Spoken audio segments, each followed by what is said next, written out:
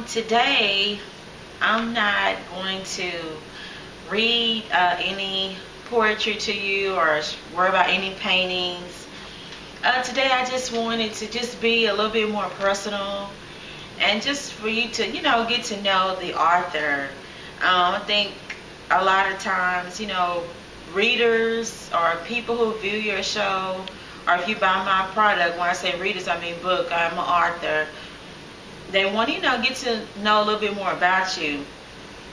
And since today technology is so much more advanced than it was when I first started writing, I didn't want to just do a about the author page. I just wanted to come on and one day and post something about myself, which is what I'm doing today. So it's just kind of just to get to know the authors, be a little bit more personal. As you can see, I have the hat on. I am from Texas.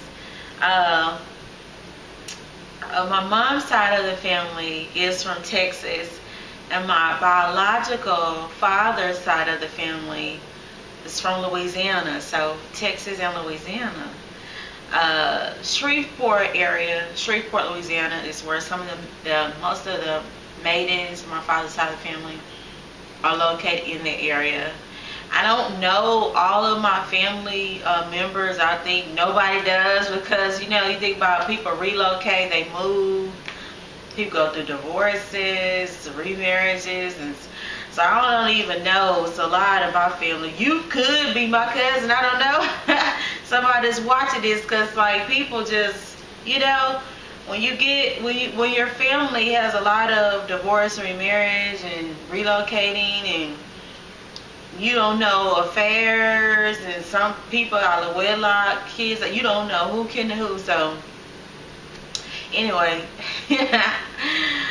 I love Texas, so I love my Texas. Even though right now I'm not living in Texas or Louisiana, I'm actually in Georgia at the moment, and hopefully I will be relocating again soon. But I do miss being the Texas, the west, close to the west area. I think I like that side of the United States better. I like the weather. I love hot weather, warm weather.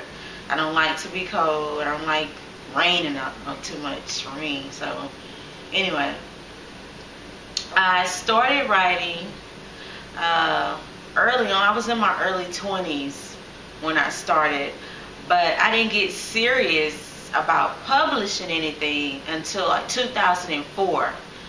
2004, I really got serious about publishing. The year before that, in 2003, like through 99, I was doing a lot of writing. I really started doing a lot of writing in 1999 until 2003. I got really focused more about it, and I was trying to learn, about copyrights and all that kind of stuff. But I didn't get serious about publishing until 2004, and then I got my first book published in 2005, and I redid it. Which basically is a Christian educational book, and it's entitled A Practical Guide to Christian Maturity and Love, and it's still available through exlibris.com, self-publishing company. Is what I chose to go through, because with today, when it's easier to get your work out there still, and not having to spend too much money with with YouTube and Twitter, etc. You can really use technology now to start trying to build your business. And I started out with Christian education. I was more focused on that because I have a lot of preachers in my family. My mother has been ordained minister since the 80s. So I grew up going to a lot of church functions or organized religious types of events. But with being a woman, you still get a lot of hate in the church. There's still a lot of sexism in the church and racism, which I don't understand why that still exists and it operates and functions still in the church. And so my mother, she still does it. She's been doing it for years, like I said. But for me, I did that for about several years, and I was trained, and I actually got my minister's license. I became an ordained minister. But after about that first year of going through, it's just like, it was like all hell broke loose. There's just so much drama. I was like, wow. You would think about this is like around 2007. You would think that people have grown and it became better. It was like they have it and they still don't like for women to be seen as leaders. They think everybody want to bake cakes and have a bunch of babies. No, everybody don't want to do that. God has called all kinds of people to do all kinds of things.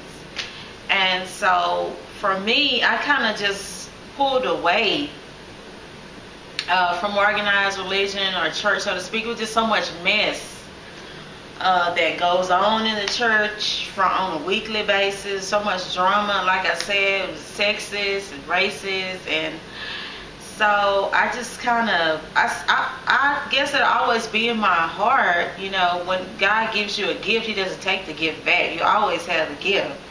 But I just don't really operate or function in it as I once did. I still am supportive of my mother. My father supports my mom. When I say father, I'm talking about my stepfather, because my mom got remarried a long time ago. I was like very young.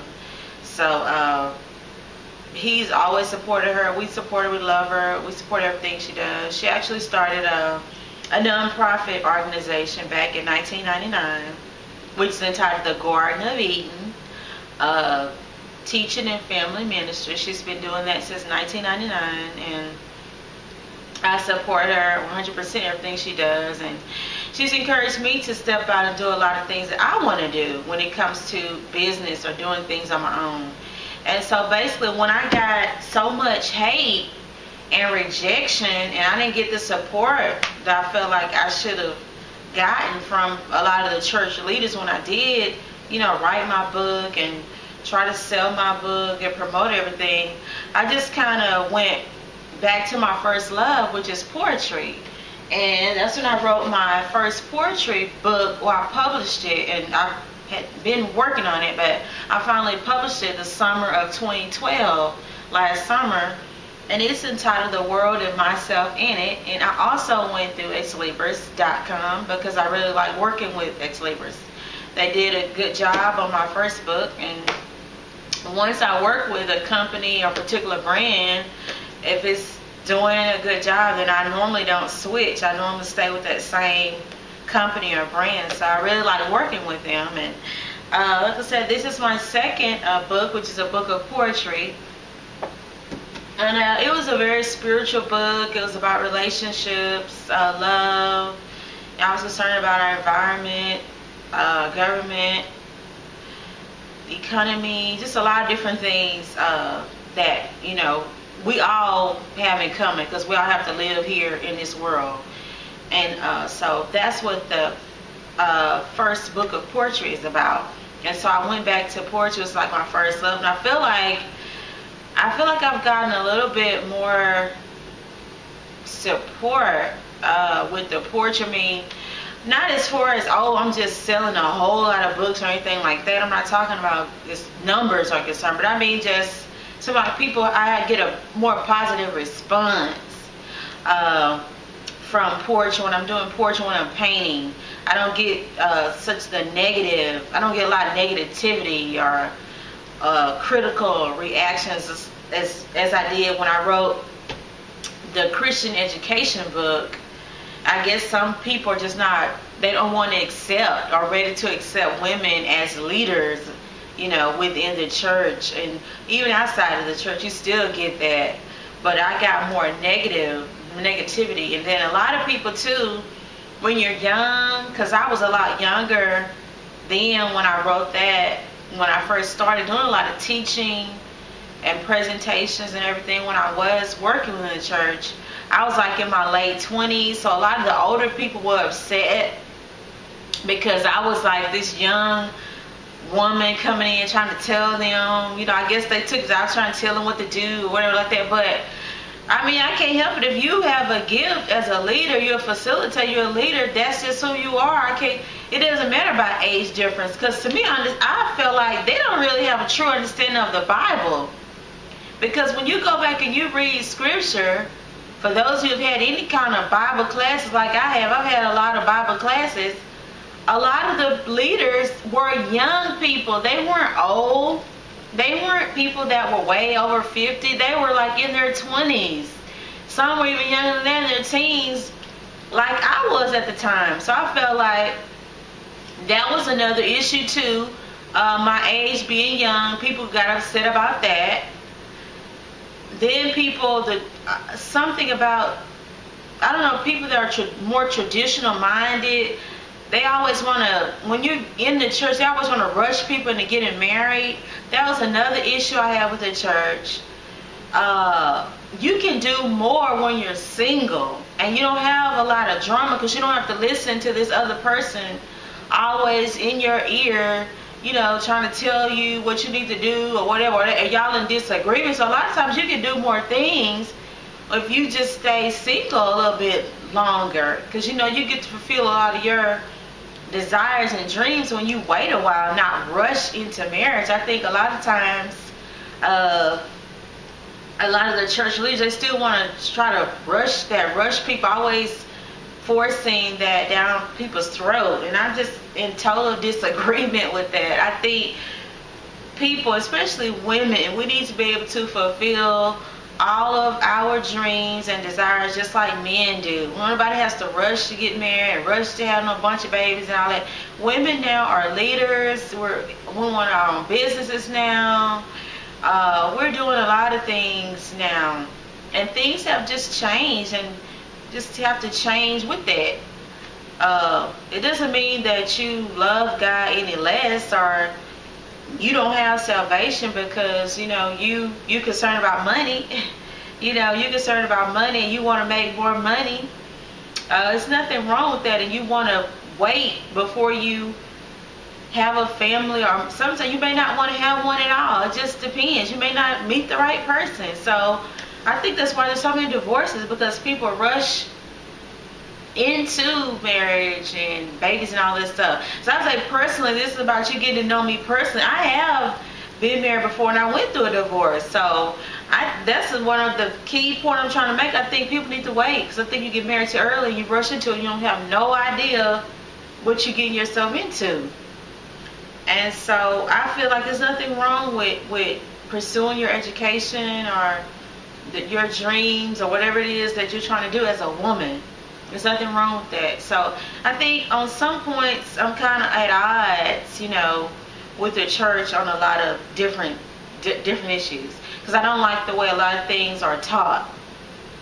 And one main key point that I don't, before I end this session of you getting to know more about me, I don't like the fact that they don't teach sex, or they don't really talk about sex and money enough. That's another thing that I don't like. And I'll be doing more teaching on that in the next episode. I have 2 more little lessons I want to share. I'm in a teaching mode, so I really have to get that on the next session. Other things about me, like to know, I love seafood. I love Mexican food. And especially, I'm from Texas, so I love Mexican food. And we always love a good margarita. I love to have fun. I love to laugh. I am single, and I love life, and I love God. And I just think people need to be able to break out of all these traditions and stop worrying about what people think about you so much, and just learn to enjoy life and have fun and be creative, and just learn to be led by the Spirit. I think that's what's wrong with a lot of people. They don't know who the Holy Spirit is and how it operates and how it functions within the body of Christ and within each individual person. we all have a personal relationship with God, and you can't just go around judging people and criticizing people and telling people they're wrong if they're not exactly like you. That is not true. It's not true. And it kind of makes me sad that because a lot of times I think we don't really represent God in the way that we should as Christian people, and that saddens me. And I just kind of want to show a different side. Everybody's not alike. I really feel like I broke out of all of the traditions of the past, my upbringing, where I grew up around a lot of people that were so traditional. Either they were Baptist, they were Pentecostal, or a combination of both. Or then some of them had like some of the Catholic ideas about certain stuff, but then they were supposedly Baptist. So it was just a lot of confusion, to be honest. And I think a lot of times people get so caught up in laws and tradition, they forget about faith. It's not about all of that. It's about faith. We live by faith. We are saved by grace and faith. It's not about your works or about following all of these rules and all of these, you got to have all these rules or whatever. I don't agree with that, because you can't buy your way into heaven. You can't pay for it. You know, Christ already made that sacrifice when he gave his life for us, so you can't pay for it. I think a lot of people are just confused about a lot of things, and when you're growing up in the church, it really causes a lot of confusion, because you don't know what's wrong or what's right as a child. You're just going along and doing, things because this is what your family does. You don't know any better. You don't know how to do anything different until you become an adult like I did, and you do a little traveling like I have, and you start meeting a lot of people. You go to college like I did. I have a couple degrees. I'll be graduating again soon with my master's degree this summer. So you learn a lot. When you get an education, and like I said, not maybe you didn't get an education, but maybe when you travel, you meet different people, you go different places, and so you learn that some of the things that you were brought up in, it was very incorrect. It was just totally, they were teaching an error. And so you have to get out of that. It's not, like I said, it's not about tradition. To me, it's about being spiritual and being led by the Spirit.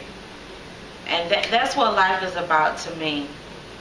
Anyway, I hope I have, shared enough information with you about myself. And I hope you would purchase one of my books, whether you're into Christian education, or you like poetry, you like paintings, whatever it is that you like.